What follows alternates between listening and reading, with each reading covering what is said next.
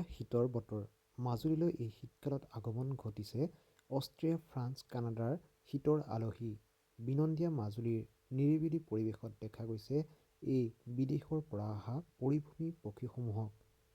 বাৰিষা পানীৰে উপচি পৰা জলাশয়সমূহ ক্ৰমান্বয়ে শুকাবলৈ ধৰিছে আৰু এই জলাশয়বোৰলৈ বৰ্তমান আগমন ঘটিছে বিভিন্ন প্ৰজাতিৰ পৰিভ্ৰমী পক্ষীৰ।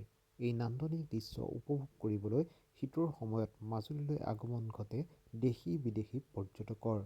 এই দৃশ্য পূব মাজুলীৰ মেৰাগড় অঞ্চলৰ, যি জলাশয়সমূহ শুকাই যোৱা পিছতে দেখা গৈছে এই জলাশয়ত এতিয়া এক নান্দনিক দৃশ্য।